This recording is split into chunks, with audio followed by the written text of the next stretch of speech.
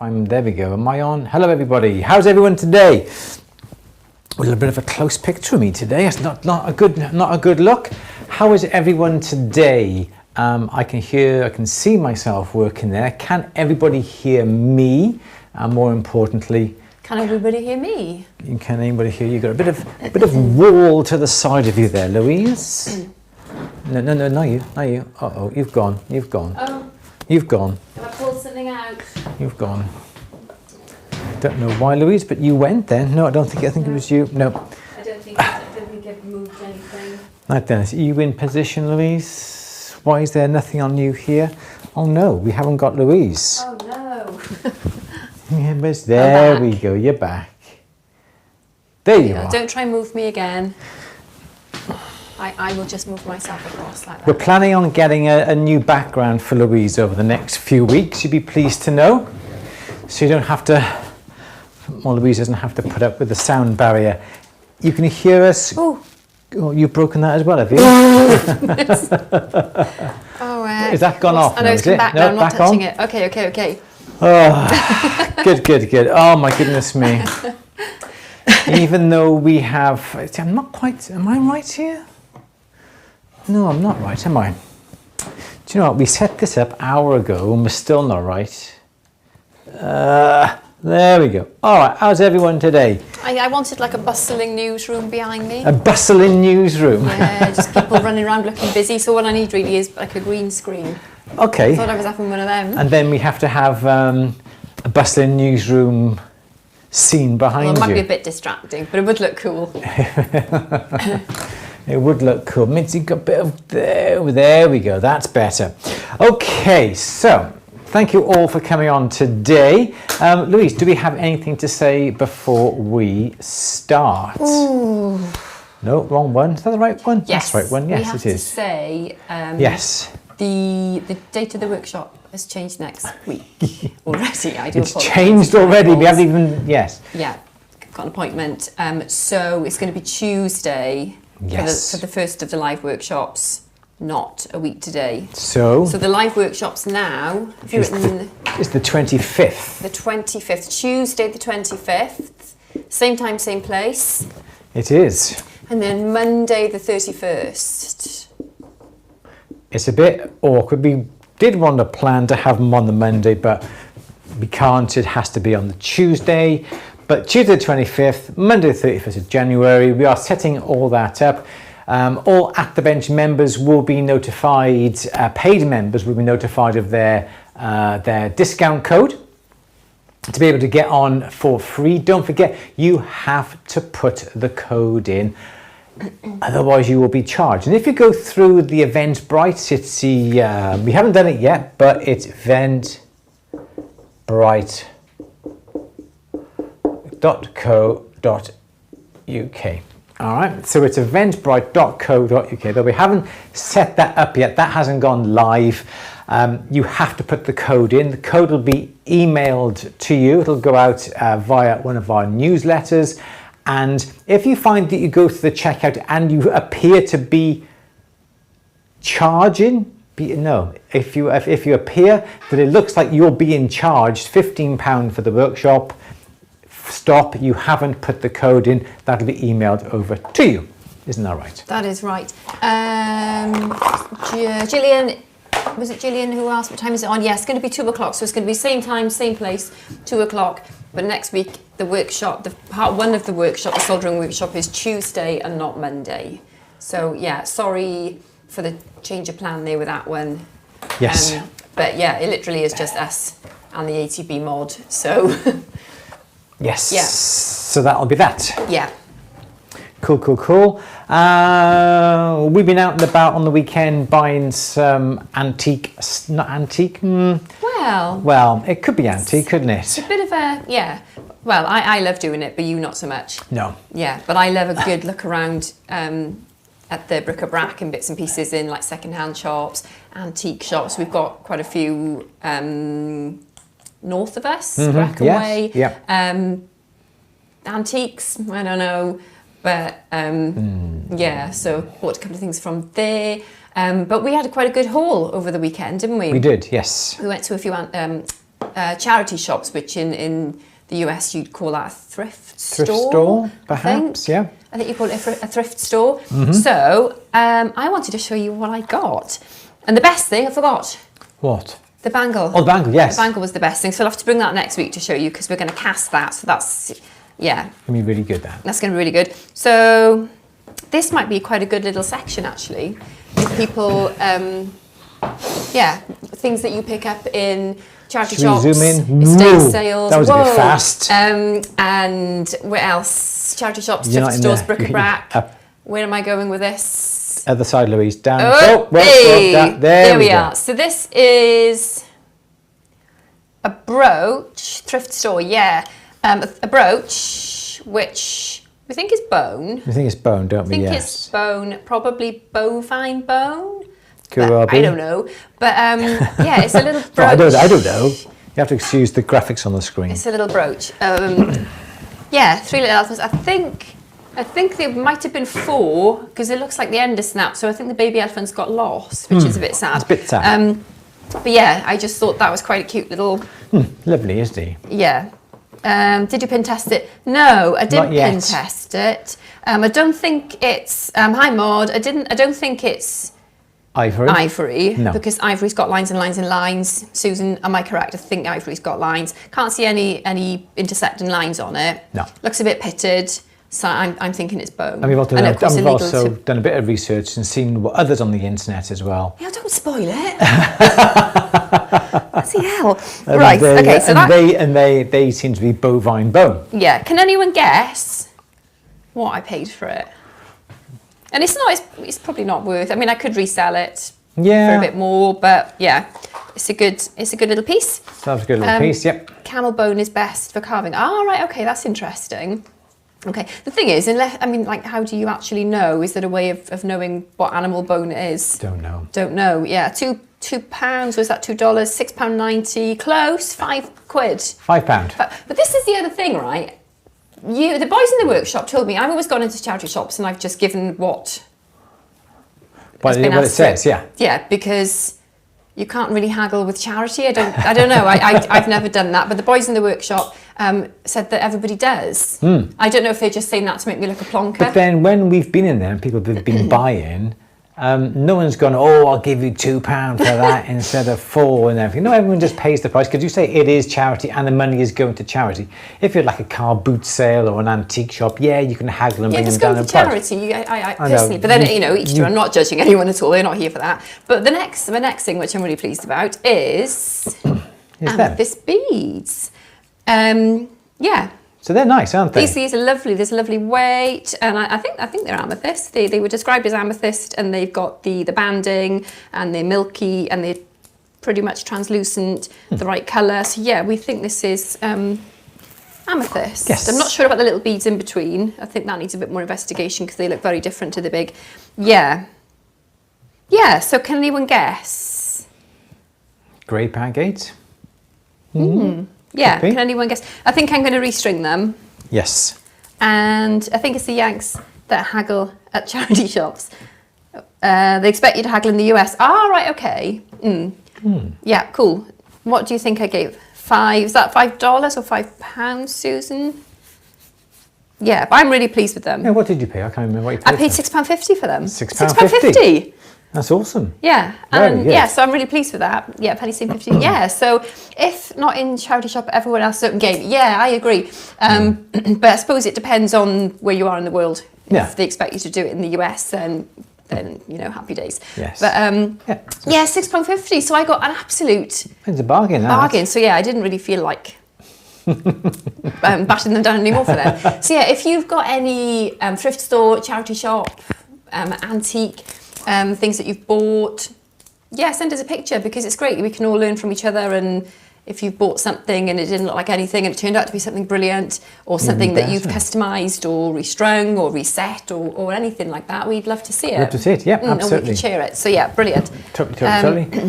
My charity thrift store, I usually give them more because of the prices on silver that they have. Yeah, that's cool. Yeah, we've got one. Haven't we, locally, but yeah, there's not. That one. Yeah. Okay. Just 1 second. Yeah. I think Jill mentioned, is there going to be a Q&A on the Monday. No, there isn't, because we're not here on the Monday. Yeah, sorry about that. So there is no Q&A on the Monday, and there's going to be nothing on the Monday, but the soldering workshop part 1, because we've got to split it into 2, haven't we? It'll be on the Tuesday, and then the following Monday. Tiffany's saying in Hawaii, charity shops, so many charity shops would be even close to okay. If you tried to haggle in any other store, you'd get quite the odd look and possibly a large security man coming towards you. Wow. There we go. Yeah, that's good to know. Not that I've got any plans to go to Hawaii immediately, but I would like to go. Absolutely. Yeah. Oh, brilliant. Yeah, I'll look at them then, Susan. Your thrift store on it at the bench. Yeah, cool. Yeah, so Nice. that's. I mean, I love it. You're not a fan of you, but I love it. Yeah. the problem being is that the jewellery's counters are always right by the till, and that's where everybody then queues up, and it's really awkward. You want to have a look like this, and there's people there coming towards you, especially with COVID times. You don't want to be that close. I think you just don't like. I love rummaging through and a lot of it is. I think I got to be stuff in the that probably you mood. wouldn't be interested in. Yeah, you went on a bit of you got your spurt on, didn't you? Well, you know, you got a bit of a, yeah. To have a look. It was alright. It was good. Yeah, and the celluloid bangle. And we bought, celluloid bangle. That we're going to do a few bits and pieces of things to it. Gorgeous celluloid bangle from around about the 1940s, I do believe. Maybe earlier, mid-century. 30s, 1940s, something like that. It was the first plastic, wasn't it? And I think they stopped making it mid-century because it was highly flammable. And it's kind of it's ivorine, which is like an ivory. It was sold as like an ivory alternative, like a fake ivory if you want. So we're going to try and cast it in silver. Yes, Louise's cam is flicking a little bit, yes, now and again, like that. And I don't know why, John. I don't know why. Let me pull this out and plug it back. Yeah, celluloid, Susan. Yeah.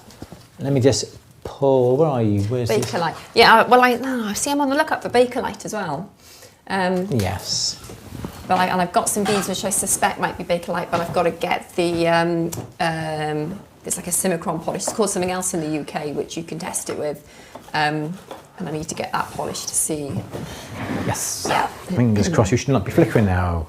Maybe a little bit of a dodgy connection. Right. Should we? Yeah. Should we do some questions? Shall I could we? talk about vintage costume jewellery all day, but yeah. What date was the star set in? Don't know what that was all about. So I'm sure Louise will go back through that.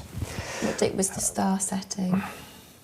Don't know. Oh, Jimmy, give me some info on that, or give me an email at louise@andrewbarry.co.uk. Okay, should we start? Yes. It is Monday, the 17th of January, halfway through the month already. Can't believe it. It's time for our usual Q&A. Louise, should we have our first question, please? Yes. Okay. Oh, sorry, I should have been getting these ready, should I? Not talking about early plastics. Where are we? I found my pen anyway. I've got a question. Do you want it? Go on. Yeah, please. Fiona is saying, is there a guide to help us with ring thickness? I.e., if we do a Tiffany style ring, what thickness should it be? Channel style, etc. I feel that I may be making thicknesses too wide for the ideal setting. The problem, I think, you're not going to be able to have a specific gauge metal. When you say a Tiffany is more like it's like the shank, and then the setting is just chucked on top like that, isn't it? That's very much like a Tiffany. So there's no real gauge of metal. I was doing this using some CAD CAM, doing my, what's it called again? My personal... continuing professional development. Continuing professional development. I'm having a day off. Well, it's not a day off though, is it? I think it's just investing. Otherwise, it's so hard to just stay up to date with things if you don't dedicate specific time to do it. So that's your time to do it. And even if it's just reading journals or following, a set training pattern, I must admit, I've always tried, I've always felt like every minute of every day that I'm in work should be productive in one respect of making money, but not necessarily. So in Thursday mornings is my time to do my CAD CAM, and I'm going through it. It took me over 3 hours to go through a 20-minute film just to try and get, anyway, we digress. So it's very awkward to give you some sort of idea of perhaps what the claws should be. You may have a square claws here. If it's a small stone, these could only be perhaps 0.75 sort of square. If it's a large stone, these could be 1.25 square. So there's no set guide. The best thing that you can do is to go on the internet and to download images of a Tiffany style ring or a channel set ring, and then put them into Photoshop, reduce them down to the size that they should be, and then use the measurements from that. So that's what, again, I was doing with the CAD CAM. I brought in a front elevation of a ring. I superimposed that onto the screen, onto the CAD software, and I was using that as sort of like almost like tracing, that sort of thing, so I could get the actual thicknesses of the claws and so forth. So that would be a good way to do it. Import it into Photoshop, resize it, and measure. That is going to be your best bet. And also, if you do make it and you make it a little bit too thick and it looks a bit odd, next time make it a bit thinner, or vice versa. If you make a 4-claw setting and the claws are just too thin and they're bending, well, you know the next time you make it, just to make it that little bit thicker. So it is just trial and error, or do cheat and import it, Photoshop, resize it and measure. Anyway, I think that's what you meant.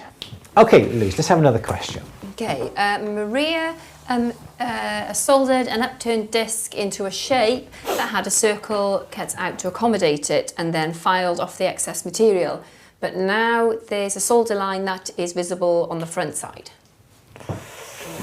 So soldered an upturned disc into a shape that had a circle cut out to accommodate it, filed off the excess material, but now there's a solder line visible on the front side. I can't imagine how that is. So upturned disc. So a disc. So upturned disc. Do you mean concave? So concave or convex? Is it like a dead spider, or is it like a cup? It's like a dead spider. No, not dead spider. It's a live spider. Is it a cave or an igloo? It's exactly. Is it a cave or is it an igloo? And then you solder. Don't know. Please send a picture to Louise. Your name's getting a bit rubbed off here, isn't it? Put me back in. Thank you. Thank you. Louise at andrewberry.co.uk, and then let us have a look. There's not much you can do if there's a solder seam. Send us a picky. Yeah, absolutely. Yeah, send a picture. There's not much you can do. Obviously. Oh, upturned. So it's like a dimple in the shape. So is it like that, and then you've done a little bit of a cup on the top, so it looks like that? So you've got a dome that goes like that, but you've cut out an oval disc so it goes in. I don't know. I really don't know. You're going to have to send Louise a picture. But if you do have solder seams that are visible, did you use hard solder? If you use a hard silver solder, there is going to be more silver within hard solder because there's more silver and there's less of an alloy with it, and obviously the alloy reduces the melting temperature of the solder. That's right. So the look of the solder is going to be more in keeping with the rest of the silver. If you use something like an easy solder, there is a greater proportion of alloy that is not the same color as silver. So you may then see a difference. You may see the actual solder seam a little bit more clearer. It's not the same as the solder because the alloy is discoloring the solder, and that's what you can see. But please send an email to Louise at andrewberry.co.uk with a picture, and I'll gladly have a look. Yes, there's more. Sorry, Maria's saying all I wanted to do was create an oval shaped box that had a dimple in the form of a domed disc in it. Please send a picture. Okay. That has been the best. Okay. So I can't answer directly, but yeah, a picture would be brilliant. You're flickering again, Louise. Why I'm are sorry. You flickering I again? don't know. Why are you flicking? Tell you what we'll do. It's just my natural magnetism. Whilst you're there, let me switch over these leads. So Louise is going to disappear for a second. And let me just swap over these leads. You gone there? Are you still there? Are you, Louise? Still there. Are you still there? Are you? Okay, so you're going to disappear. You're back. You should be on now. And I'm going to put this one. This is going to be dangerous for me now because these leads are a little bit on the short side. Jill is saying my At the Bench parcel just arrived. Yay! What did you order? Good. Saying hello, Andrew and Louise. Just loving the new films on At the Bench. To do with stone settings. I totally get it now. Thank you. Oh, good. I haven't forgotten to tell you about the other film you asked us to do. That's in my diary. Okay, let's hop over 4 and 6. 4 and 6. Louise should be on 4 again. Is she there? She is there. Oh my God, limbo. Oh, you wouldn't believe What's it. that cable? Which one? That one, your pickle pot. Okay. Oh, my mic is gone now. Oh no, that will come back because he's yeah. I'm back now. You back? Yeah. You're back. Okay then, Louise. Are you back on there talking? Yes, you're all I'm done. back. You're cool. Okay. Let's have another question then, Louise. Okay, good. Okay, brilliant. All good. Okay, thank you. Okay, how far did we get? Amco, hiya Amco. Does Renaissance wax protect silver from tarnish and will it keep fine silver matte white? Assuming it does not get touched. Any other suggestions to keep fine silver matte white? Renaissance wax will rub off. It is only a protective layer. If you wear it on a pendant and you have Renaissance wax on it, the rubbing back and forth, it will wear off. You have it on a ring, it will wear off. There's nothing you can really do about that. The matte finish on fine silver, it's never going to stay there. It's always going to need reapplying, so that may be heating up and quenching it in acid or put it in very hot acid so you get that nice matte finish. It's the only way that you could really guarantee longevity of a finish is really to put something like a lacquer, a clear lacquer on a piece, and that would then protect it longer than a wax because it's a bit more of a physical barrier than wax that will purely rub off. So Renaissance wax is great. It's great especially if you've got a patina and the patina goes in the crevices, say like reticulation. You can put some Renaissance wax over that and the Renaissance wax then will go into the dips and it'll protect the finish because it's not getting abraded. But if it's on a high surface, it will get rubbed off. Absolutely.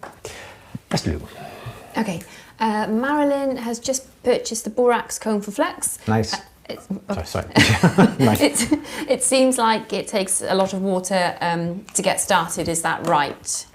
It does. My dish here, it's looking a little bit, what would be 2? There, where's the camera to? I've moved the camera. There, so that's my dish, okay? So what I would be inclined to do is simply get some water, a few little drops like that, and run that around. And that's all I would do once you've got this going. And you've got in the bottom here a little bit of flux.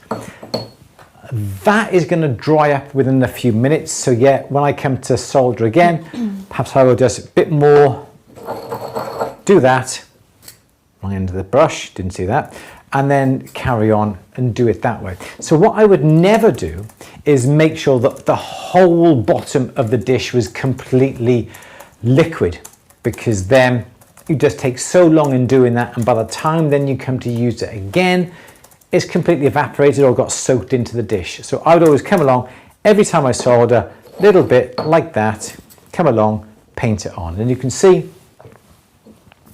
this is the reason why my dish is getting like this. But if you can imagine that when I come along with a little bit of water, because all this around here is all borax, it just takes a little 1 or 2 goes and it is all nice and like slurry.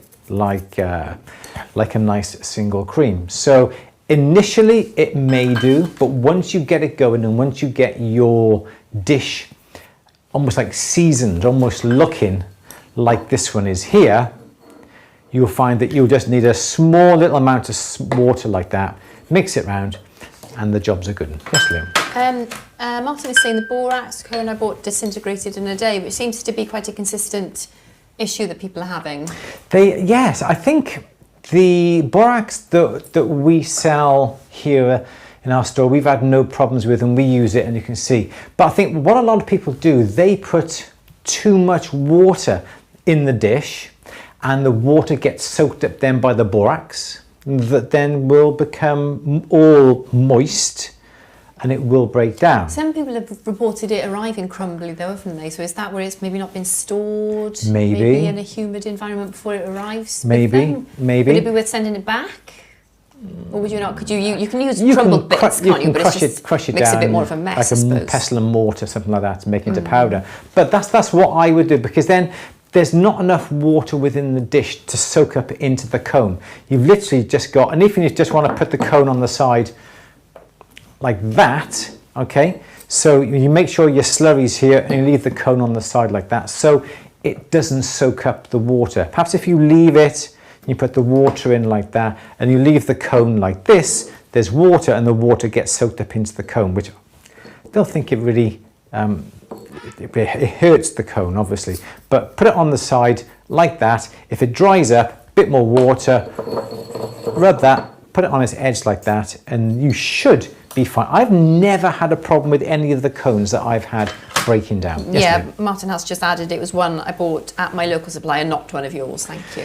No, that's okay. But yeah, perhaps perhaps they are all different. But we have them and we find that they are fine.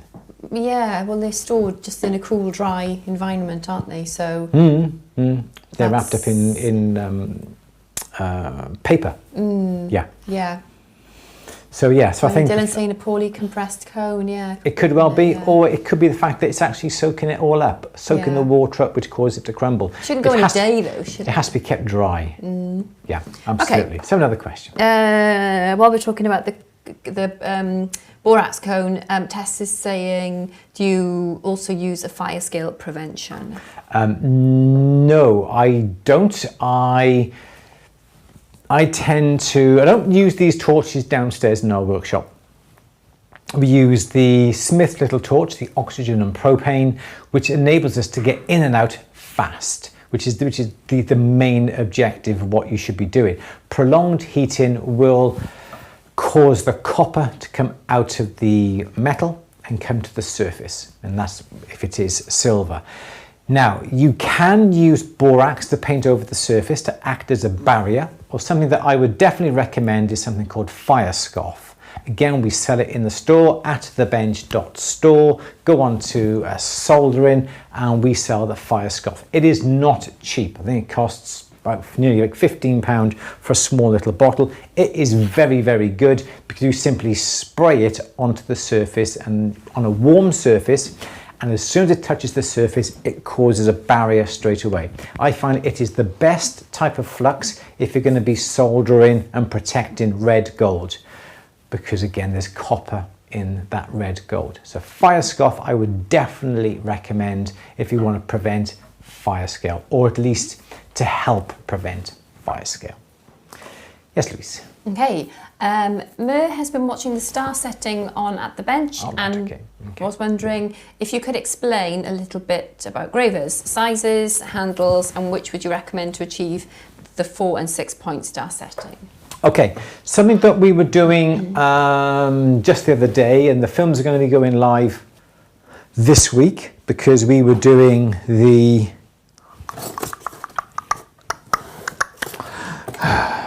sorry, that's the one there. You may not be able to see this, but this is what we were doing. Camera-ish,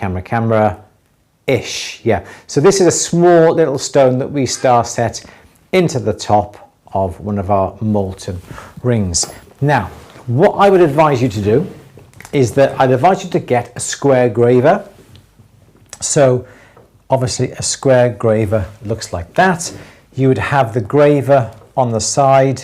Okay, so let's see if I can draw this.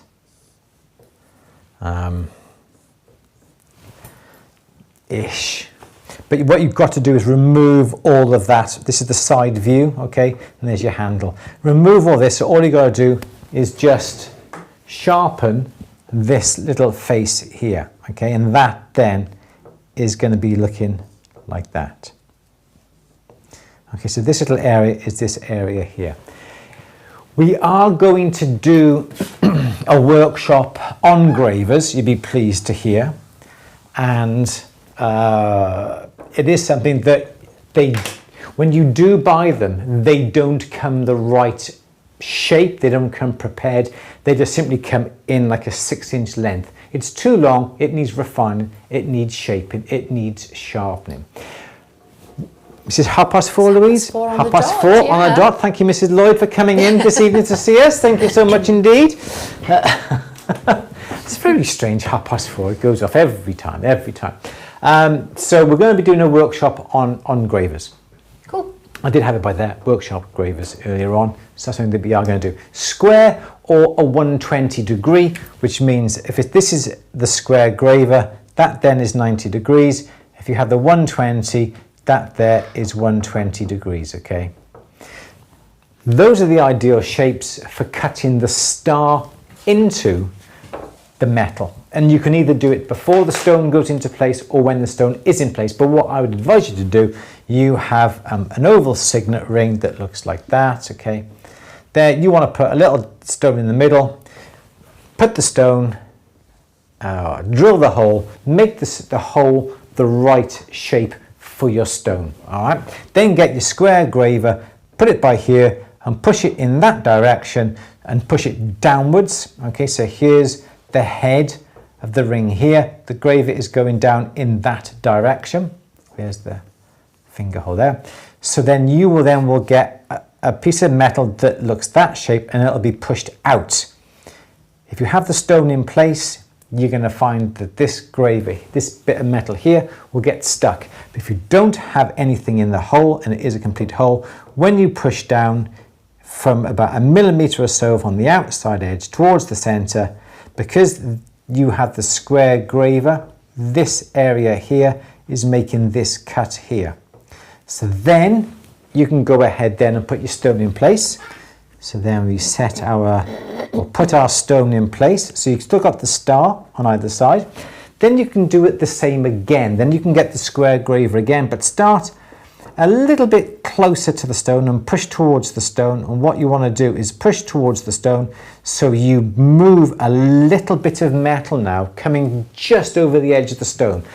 And the film that we've got coming out this week showing us how to do the star setting, we used our brand new, that I've had for about 6 months, our brand new, sorry, we're keeping you up there.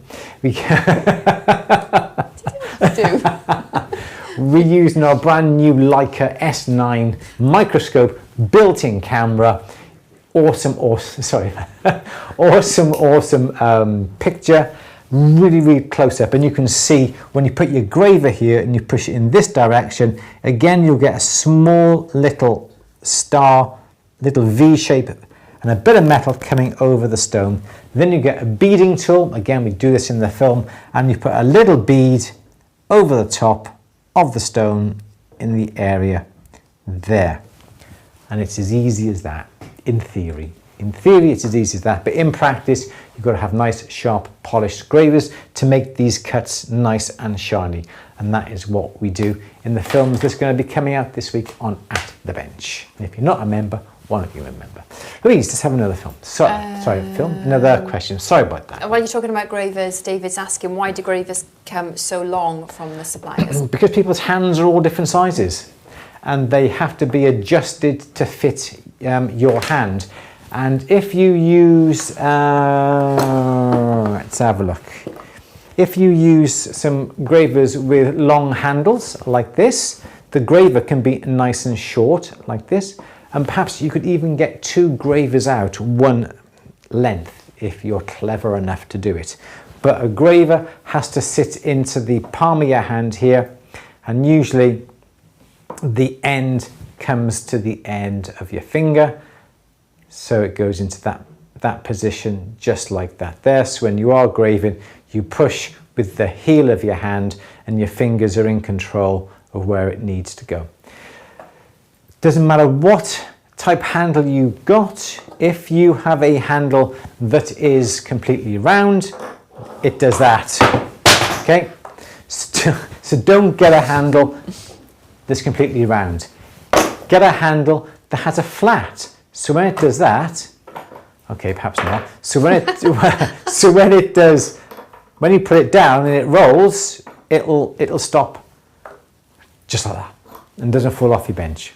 So yeah, I always go for the ones with the little flats. And if you notice that our At the Bench burnishes, they have At the Bench on the flat as well. But anyway, let's have another question, Luke. Okay, shall we have a look at some photos? Yes, what photos have we got today, Louise? Okay, this is, let me just get them up. Lisa sent me these lovely photos. Yes.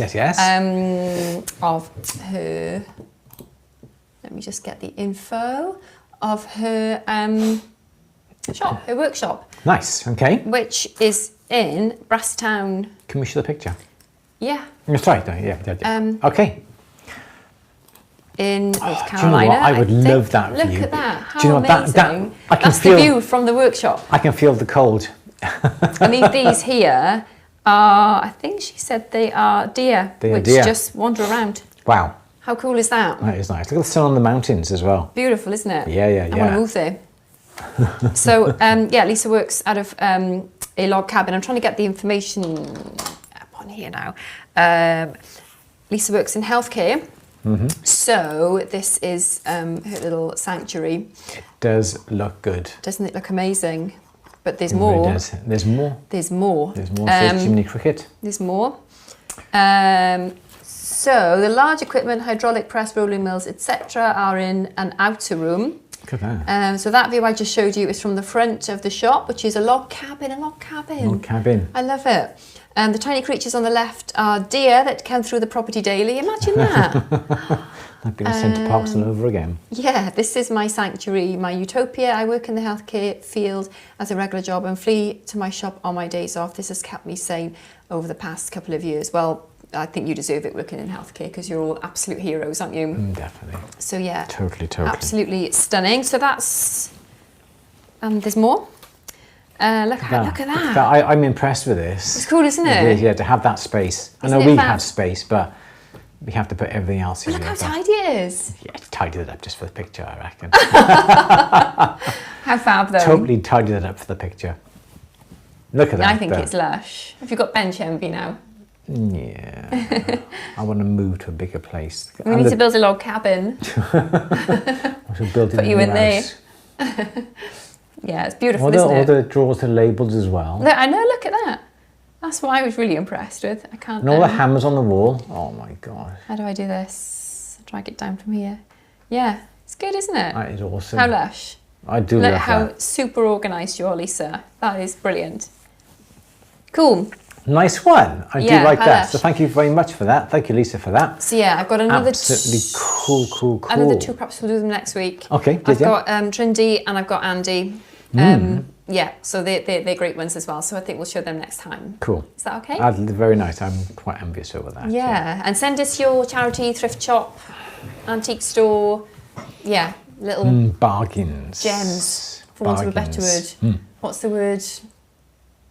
I don't know. You know. I'm no good with fabulous finds. I'm no good with fabulous finds. Yeah. There we go. We'll call it fabulous finds. Fabulous finds. Send me your fabulous finds that we can all learn something from. Yeah, that we can look out for perhaps when we go on a little bit of a treasure hunt. Okay. All right. Cool. Nice one. I like that. Yeah, fabulous finds at 5. Lush. And we'll have Thank another you, workshop next week. Yeah. Thank you very much, everyone, for doing that. Please send us your photographs of your workplace. Oh, bench envy. It's got to be, isn't it? Bench envy. Hashtag bench envy. Hashtag bench envy. Yeah, absolutely.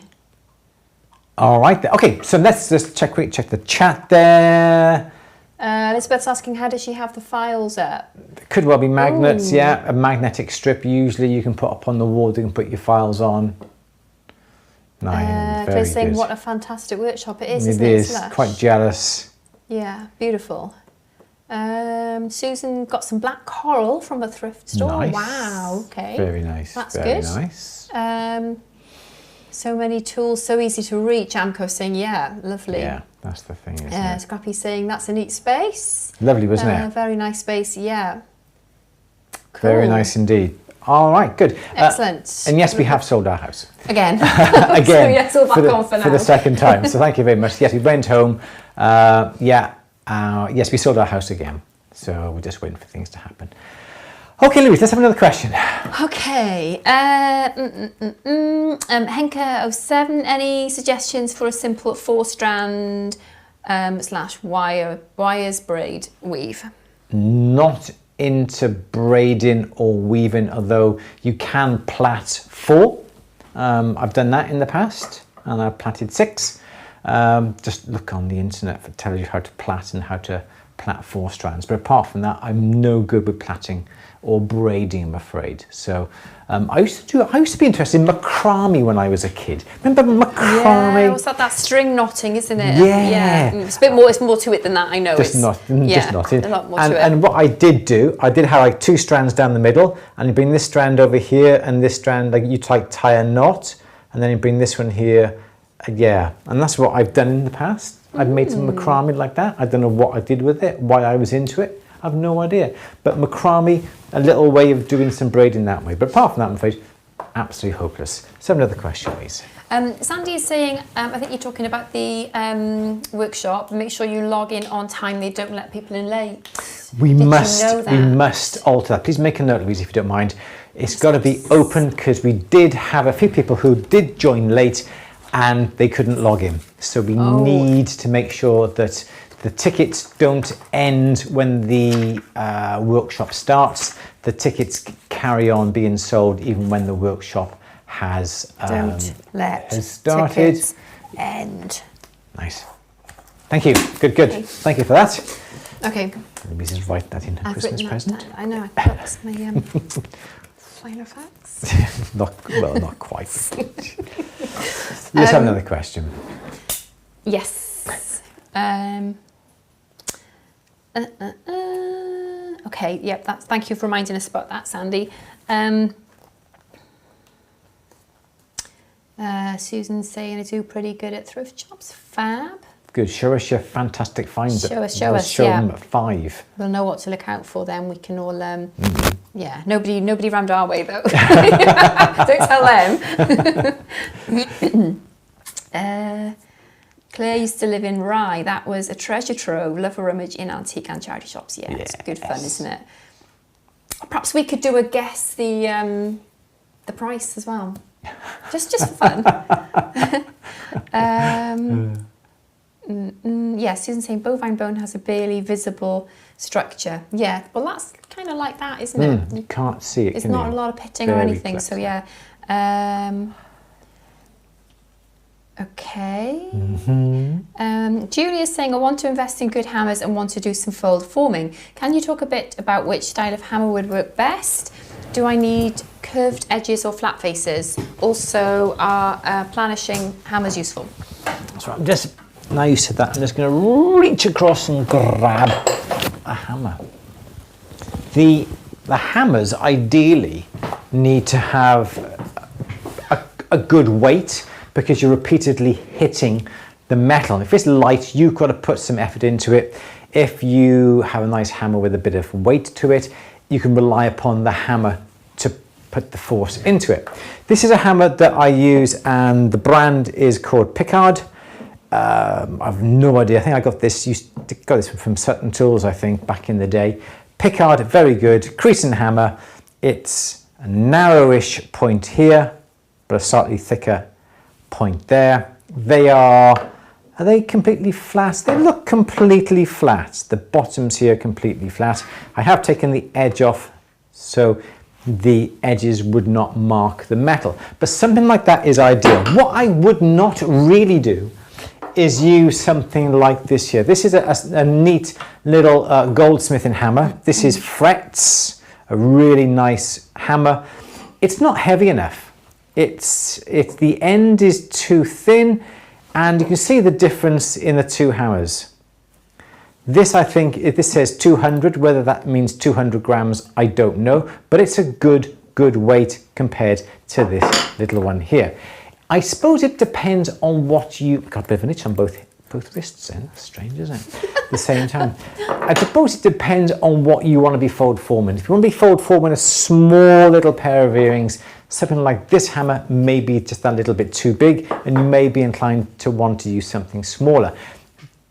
The cost of the hammer really, in this case, doesn't matter, because you can simply get, I don't have one here, a simple cross pane hammer, that's P-E-I-N, cross pane hammer from your local DIY store, and you can fashion it, you can file it, you can polish the ends exactly as you want it, and providing it has a reasonable weight to it, you can use that. So you don't have to invest in good quality hammers if you're simply just going to be bashing a piece of metal, because the ends you can fashion to whatever style you want. If you wanted to make sure that you had nice smooth faces upon your hammer and they wanted to stay nice and shiny, well then yes, I would invest in something that's a little bit more expensive. But if you're simply bashing a bit of metal to shape the bit of metal, then you finish it afterwards by using some emery paper, some wet and dry, some Dremel, flex shaft, polishing motor, well then it doesn't matter what you're using. But these that I do use, as I said, are a brand called Picard. But anything will do. Louise, may we have, I suppose, yes, if you're going to be using, having quite a large bit of metal, well then the creasing end of their face here doesn't necessarily have to be really, really thin. It could be something that is looking something like that there. But that's a slightly thinner end, slightly thicker end. Let's have another question, Lou. Yes.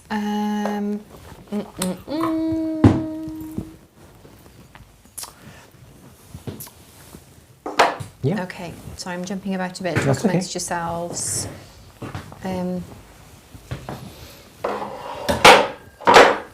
Sorry, I'm just jumping That's around okay. a little bit. That's okay. Yes, don't forget, if you've got your workshop that you really are proud of, even if you're embarrassed about and it's an absolute state, but you know where everything is, just please send Louise a nice picture or an horrible picture of whatever your workshop looks like. If you want to show us and say, I'm really embarrassed about this, and perhaps by showing it to thousands of people every week, it'll force you to tidy it up, please do. Or if you've got a workshop that is like a, operating theatre, please let us see that as well. So another question. Yep. Vaughn is asking, how do I get an apprenticeship?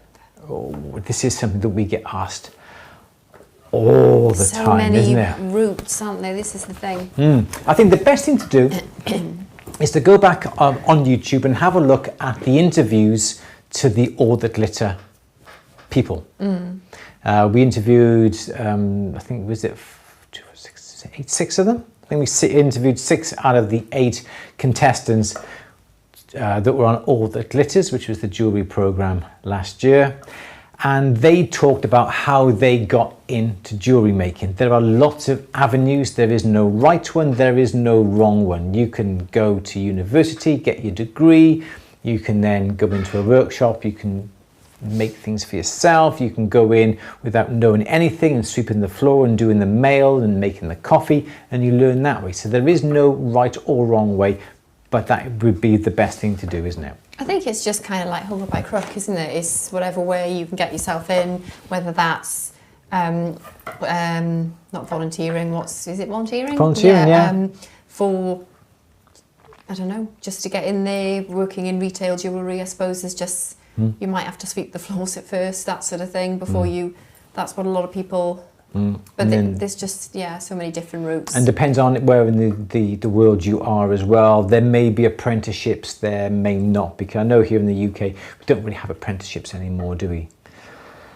So, as such, no. No. So I think it depends on where in the world you are, but I think the thing to do is to make friends, is to go around the shops, that not to purely retail shops, but more of the bespoke, to do repairs, go in, have a chat. Obviously don't go in their busy time, but perhaps go in towards the end of the day, first thing in the morning when they're going to be quieter, and then you can have a chat with them and just not suss them out, but just see how the land lies and go through and see what they can suggest, whether there's any openings for you within their store or whatever it would be. So that would be the best thing to do, and go back through some of the films on At the Bench. Yeah. Not At the Bench, sorry, YouTube. Yeah. I think if you're determined and you really want to do it, you'll do it one way or another. Just, throw lots at it, and one way or another you'll find a way in. Yeah, but don't It sounds like it's really hard, but it's, it's the right time, right place. Yeah. It's not what you know, it's who you know. Sometimes, that sort of thing, isn't it? And don't be afraid to go in and do it for free as well. That's something else that you've got to be prepared to do. Well, it's kind of free learning, I suppose, isn't it, as well, if you yeah. Absolutely. Because we had a guy who come to us who couldn't set, and he offered to work for us free for a couple of months just to get the experience, and he did, and we ended up employing him for a little while. Jacqueline's saying maybe jewellers' workshops across the country should have a system for apprenticeships. Yeah. There was an apprenticeship scheme, wasn't there? I'm sure there's something in... The problem is, in the UK, and I'm sure this is the problem everywhere, is I think there's some sort of initiative at the moment, and employers can get funding for training for training positions for young people, but then it's having the time to teach to actually show this is the big problem that employers are up against, I think, is... But yeah, they could be cutting their staff down to save money. Yeah, so they're especially working small businesses, working 8-10 hours a day. They don't then have time to get somebody else in to sit by the side to start explaining it to them, who then could actually leave with all that information. But then if you've got a firm foundation of making jewellery from At the Bench or whatever training provider you use, then Bring your obviously experience. take a portfolio, take pieces that you've made, take photographs, things like that when you approach places. It's a good thing as well. Absolutely, yeah, totally agree with that. Yeah. Yeah. Okay. Okay. Let's go. Next question, please. Tiffany is saying some and only some of my sterling will get random orange, almost rust-looking spots on it, even sometimes a day after sanding or polishing, etc. Always random. Is my silver tarnishing, or what is it?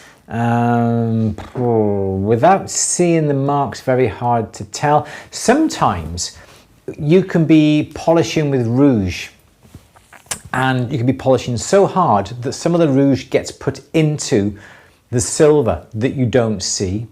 And then perhaps when the silver cools down a few days later, and this happened to a guy, I remember when he was making some belt buckles for a fashion show when I was in uni, he was polishing it so hard that we had no extraction in those days, and the polish went all the way along behind the polymer machine and all the way up the wall, because he was polishing so hard and the rouge was going into the silver and that was coming back out at a later stage. So it could well be that. It could also be little bits of fire scale that you're not aware of, and when you then come to polish it, you will then see these little, almost like purplish, reddish sometimes, marks in the silver. Tarnish, I doubt if it's tarnishing that quick within a day. It's not tarnishing. Yeah, tarnishing that quick. So it could well be rouge coming out, it could well be fire scale, but without seeing a photograph or a picture, really hard to say. So another question. Connor's just mentioned about starting up. I started buying everything to start my own small shop in my house and learn everything I can on my own. It's expensive, and that's one thing that sets people back. Yeah, that's right. But I've just thought, can you look into renting a bench? Yeah, people do. And that's a good way to get yourself into a workshop as well. If a jeweller or a workshop like us has got a bench empty, could you approach them and say, can I rent the bench off you for a day? And then you're in there and you're buddying up with them, and yeah, and perhaps you can do some work if they're busy. Yeah. Something like that. Yeah, just get... I think it's because it's trust-based, isn't it, as well? Oh so my they gosh, need to get yes. to know you, and that's one way of getting in there, and you're... Just getting your foot in the You know, door, it's a isn't bum it? on the seat for them, isn't it, as well? Yeah. Because they... having the They bench haven't that's got an being idle used. bench, because if a bench is not being worked, it's costing money if it's not making money, isn't it? Exactly. From a business perspective. So, Yeah, so that's a that very might good be an point. idea. Totally, absolutely, very good idea, Louise. Thank you. Okay. Please note that. Please note, Louise had a good idea. It has been known before, Andrew. I have lots of good ideas. Okay. I actually admitted it was a good idea, so. I've had 2 this week, actually. You've had to. It's only Monday. Behave, I'll get you later. Right. Cyborg Noise is trying to learn how to do a tube setting for a ring. Going to set a 5mm stone on a 4mm band. I've got a 5.5mm tubing and a 4.2mm ID. Yeah. Are you with me? Yep. Yep. So I need to worry about the 0.2mm gap between the tube and the band. No. There we go. You don't. No, because you're going to be soldering on top. I wouldn't worry about that little bit of a gap. 0.2 of a millimetre, you may even find that when you solder it. So what you've got your tube is on top like this. Here's the inside diameter, yeah. And then you're soldering it onto a band that is like that. What I think that's what you meant. So you've got a slight gap here, and you've got a slight gap there. If it's 0.2 of a millimetre, that's 0.1 of a millimetre either side. And if you're soldering it onto the ring, the solder is going to fill up that gap, no problem at all. So you don't have to worry about that little bit of a gap. I think that's what you mean. If it isn't, just let me know. Let's have another question. It's flying through this now. We've only got 5 more minutes. There's a big arts school in my city, so there are a lot of artists collectives around. One I know of also has jewellery stuff, and people can become a member and work there. Maybe that's an option. Cool. Absolutely, totally, yeah, very good idea. Good. Okay.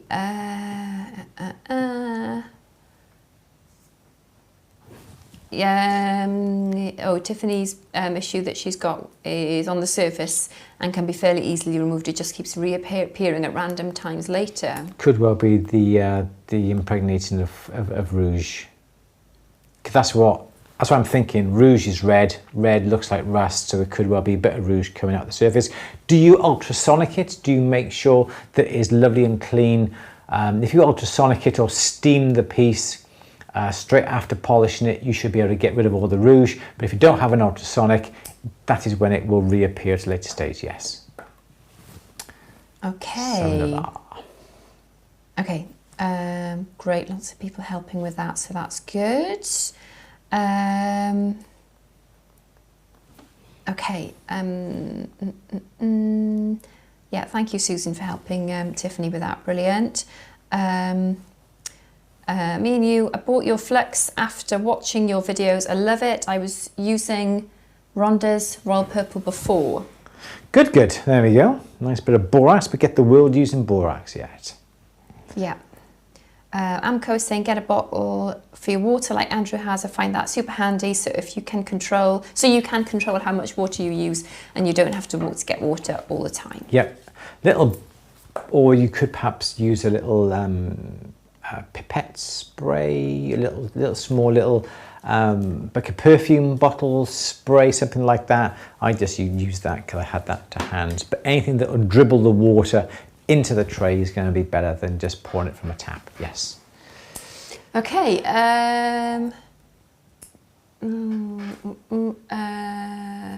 Where did I see it? Okay. Claire is asking, can you buy liquid flux? You can. You can buy things like a magic boric. You can make up, and you can even buy Prips flux as well. You can buy Aurflux, that's AUFLUX, Aurflux. All these are liquid fluxes. Firescoff is a liquid flux as well. So yes, you can buy that. Everyone has their own preference. I love a bit of borax because it just sits there. It's you can post it through the postal system without a courier. If you have magic boric, you have maybe Aurflux, Prips flux, you have anything like that, Aurflux, they class it as a dangerous chemical, so it has to be sent by courier, which is going to cost you a lot of money. A bit of borax like that can go in a mailing bag with a nice bit of protection around it, and you can just send it cheap as chips, and that's why I love it. Yes, Louise. Okay, Janet is asking, what's the difference between Renaissance wax and furniture wax polish? I haven't the faintest idea. I have no idea. Renaissance wax does sound like it should be furniture polish, and perhaps it is furniture wax. I really don't know. So you've got me there. Perhaps someone in the chat can help. Okay. Carrie's asking about ultrasonic machines. Sorry, just to jump in there. Yep. You can spend £300-400 on an ultrasonic machine, or you can buy small little ones that are perhaps even unheated. Cookson do sell a budget ultrasonics, and for occasional use, they're fine. I think they're around about £200, but they are worth their weight, definitely. Sorry, Louise, have another question. That's okay. Nicholas is asking, how do you solder chain links together without melting them together? Thank you, guys are great. Soldering chain links. So you've got your chain. Okay, there's your chain. You want to solder. So you put all your jump rings together. Okay, so all your jump rings then are like that. That one comes through, and you have gaps in all your rings. Okay. So what you want to do, you want to have it so then your chain dangles down and you have one upon the top and the rest of the links hang down there. That's what I would do. I would put that then in a third hand so the tweezers come over the rest of those links down here. Then you can come along and you can solder. But if you're soldering up and you want to make up a chain, another way of doing that, instead of going through each individual link along the whole chain doing that, what I would do is solder a whole load of links closed. Okay, so you don't have to worry about melting any of them.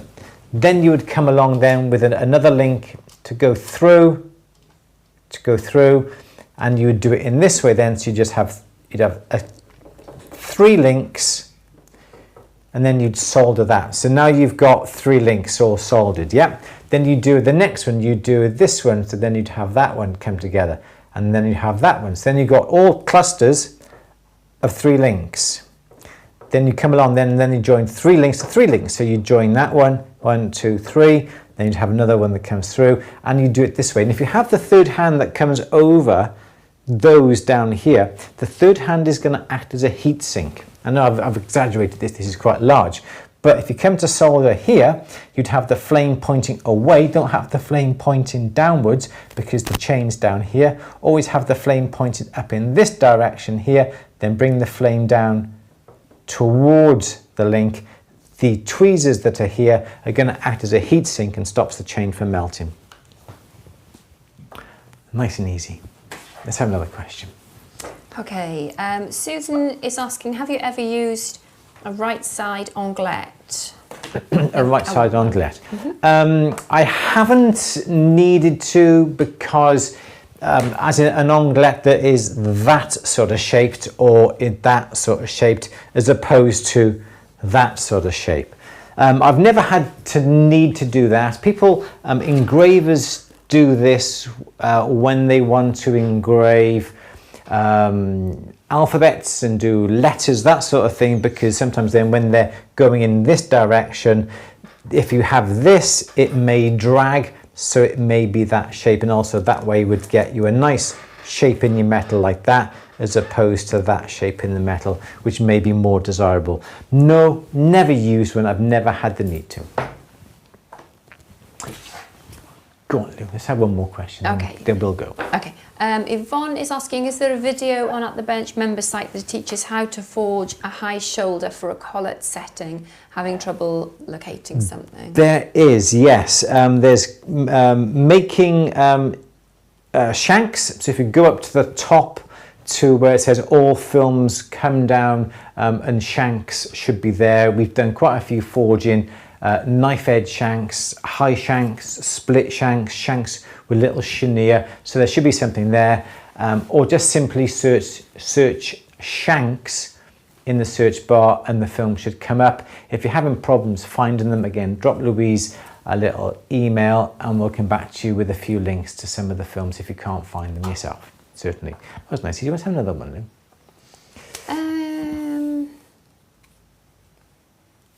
Faye has some scrap silver and would love to reuse it, but I don't have a rolling mill. It's on my wish list. Can you recommend a way I can reuse this without a rolling mill?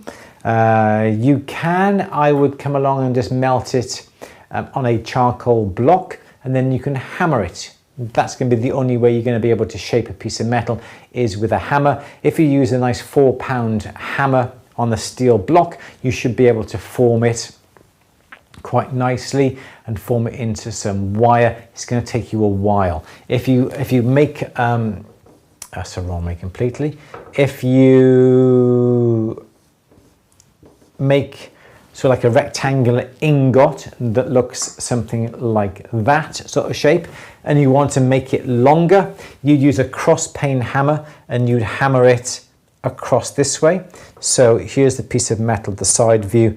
Here's your cross pane hammer, and you're going to be making like a little dent here. Make another dent, another dent, another dent, another dent, another dent, and this bit of metal then will increase in length this way. You hammer it with a round face, you're simply going to squash it out this direction as well as that direction, but if you want to make it longer, cross pane hammer and just simply cut it and bash it across the direction where you want it to go, and that's going to be your best way of doing it. All right then, Louise, what do you think? Anything we need to just quickly go over? No, along that theme of not having a rolling mill, I think it was Sandra said, can you use texture plates with a hammer? I can't find the question now, but I remember seeing it and thinking that's an interesting one. You're going to have to fasten it down with some parcel tape, some masking tape over the whole thing, just to keep it in position. And go careful, because as you hit it, it's going to start to become slightly concave. So just make sure that you keep it in position when you hammer it, and as I said, tape it to keep it in contact with the plate, definitely, yes. Okay. How's that? Yeah. Is that all right? I think so, yeah. Good, good, good. Okay, so anything we need to go over?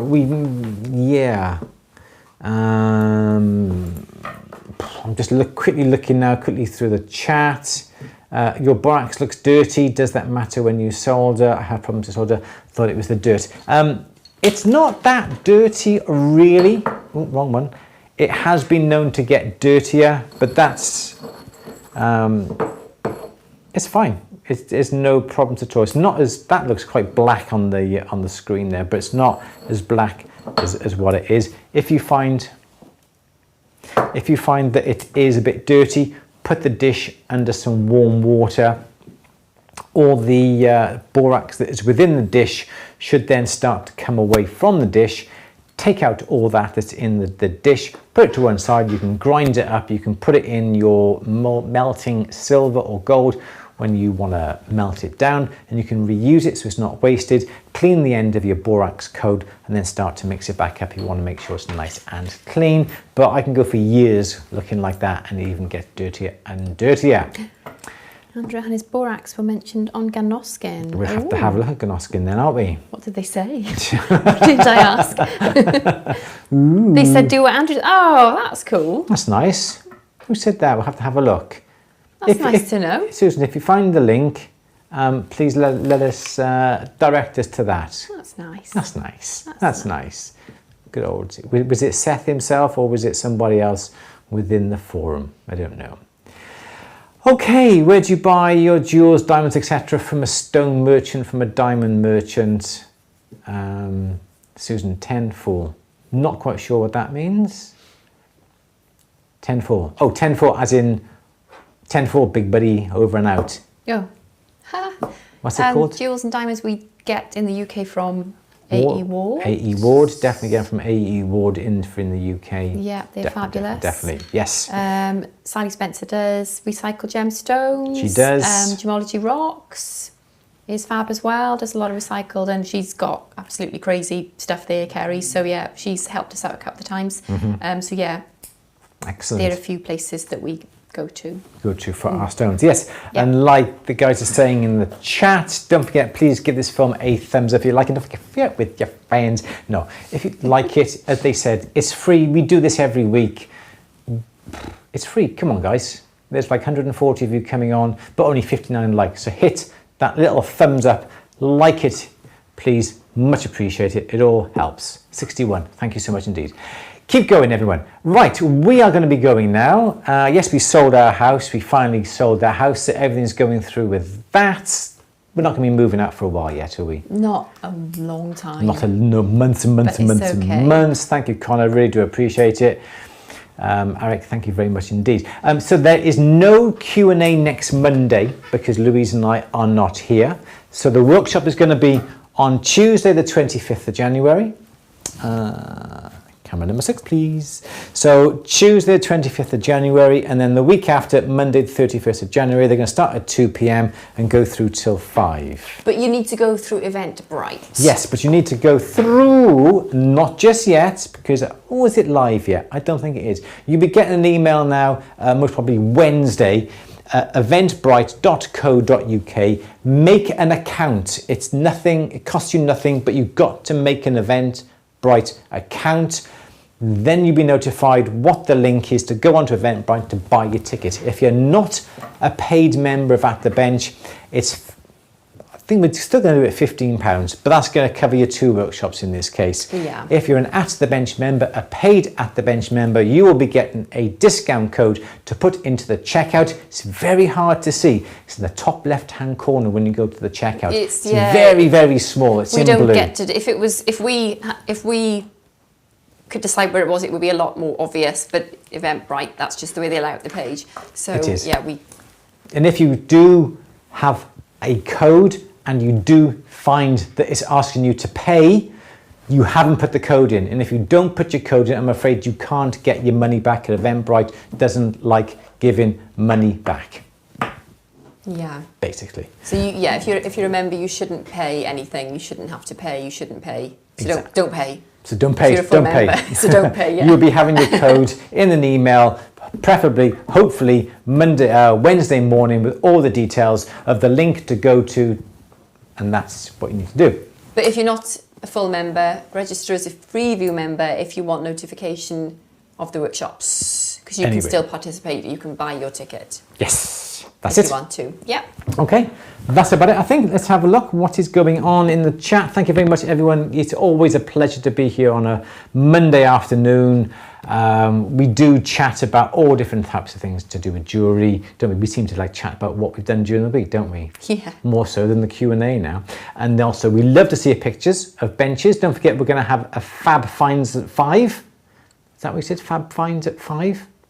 I don't know. I don't know what. It's just treasure hunt. Treasure hunt. Whatever you find. Treasure hunt. Whatever you find in the thrift whatever you find in the thrift stores or your charity shops. What happened to a good old jumble sale? Do you remember a jumble sale? Jumble sale? What in the village hall? Yeah.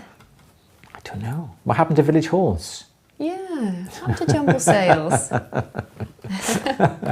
All right, everyone, we're going to love you and leave you. We're going to disappear, and we will see you on Tuesday for the first of our soldering workshops. We've had to split it into 2 sections because there's so much to do. In the first workshop, we're going to be looking at the tools, the equipment, what you're going to need, and the basic principles to do with soldering. And then on the 31st of January, the second part, we're going to be going to go into the lot more, not advanced techniques, but something else that we can talk about when it comes to soldering, because we can talk the hind legs off a donkey, can't we? Yes, can't absolutely. I certainly can do. Some more than others. That it? Yes. That's it. We're going to go and have our tea now. I'm starving. Starving. Right, everyone, thank you very much for joining us this afternoon. Don't forget, watch out for your emails from us on Wednesday to do with Eventbrite and your discount. If you're not a member of At The Bench, paid member of At The Bench, please join us as a Freeview and you'll be notified.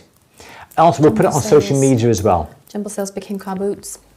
I suppose they did, didn't they? Yeah, Jacqueline, they did, didn't they? But you won't go to a car boot after the last time, will you?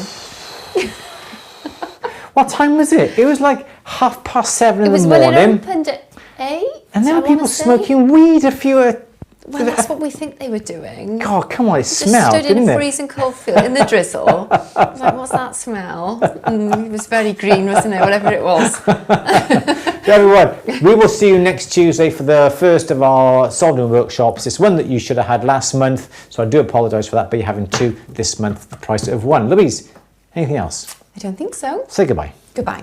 Everyone, take care. We will see you next Tuesday. Check us out on social media for the workshops that's coming up. We'll be posting it on, don't forget, follow us on Instagram. Don't forget, follow us on Facebook, and you'll be notified. Everyone, take care. Have a lovely week. Take care. Love you all. Bye.